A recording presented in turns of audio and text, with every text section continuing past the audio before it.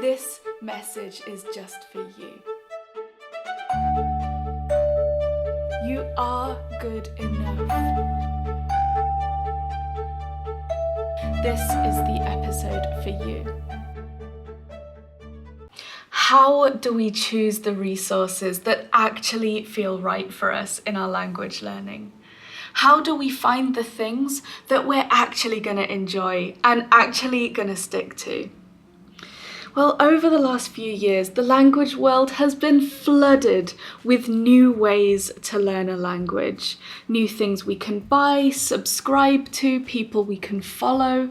And on one hand, that is amazing. We have so much more choice now than we've ever had before. We're almost guaranteed to find something that suits us. But how we make those choices is everything. And it starts with how we view ourselves. I have an analogy to share with you that comes from Martha Beck's wonderful podcast, The Gathering Room, an episode called How to Spark Magic, which I've linked in the description below. And she gave the story about two opposite approaches to getting dressed up. On one hand, you can get dressed up based on fear of looking bad, thinking about the parts of yourself that you want to hide and conceal because you don't like them, following rules like one should never wear horizontal stripes, or I cannot wear this colour with my skin tone, or obligation, like I must wear this thing because the person that gave it to me is going to be there and it'll make me look ungrateful if I don't.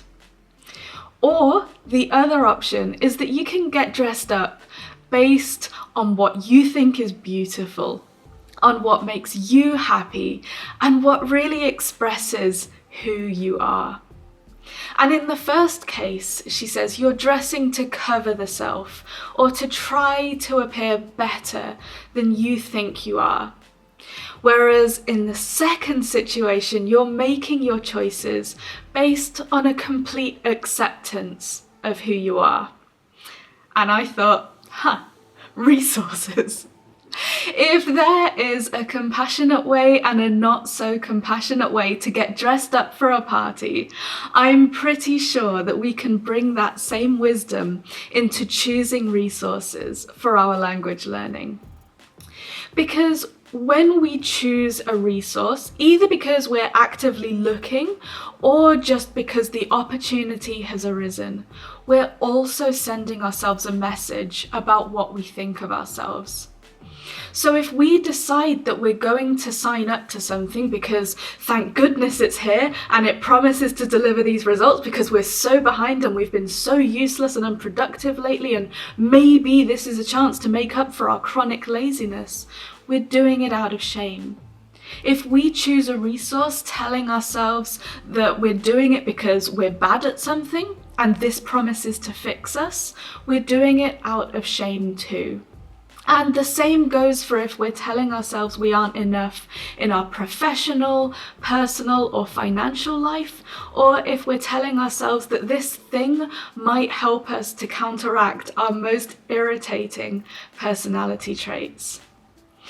And the thing is, it doesn't need to be an outright attack on ourselves to make it unkind. Sneakier ways that we might make choices that attack us might be buying things out of the belief that what's on offer is the one right way and that other people would judge us if we didn't have it. Or out of the belief that self-sacrifice or suffering is an essential part of language learning. So what would a better, more compassionate way look like? What would it look like if we made our decisions based on our goals and how excited we were to get there? What if we made our decisions based on knowing what works for us and embracing that, even if there's a part of us that thinks other, less suitable ways would probably have been more convenient? It would be so much better if we let ourselves go for the things that not only gave us the results that we wanted, but would actually feel okay along the way on the journey so that we could get to the end point. And the thing is, the outcomes of both of those decision-making processes create results that from the outside look completely fine. The resources that you choose through each thought pattern might even be the same. But day to day using them, they won't feel the same. Because in the one based on fear and shame, the result either looks like a punishment for your imperfections or a way to hide them or to tame them.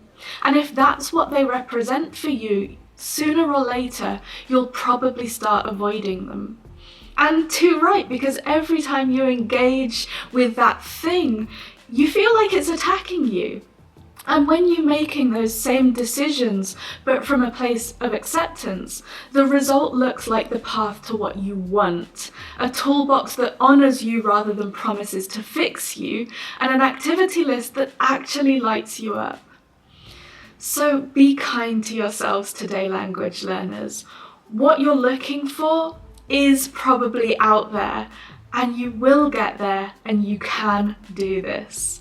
Have a wonderful day, and I will see you tomorrow.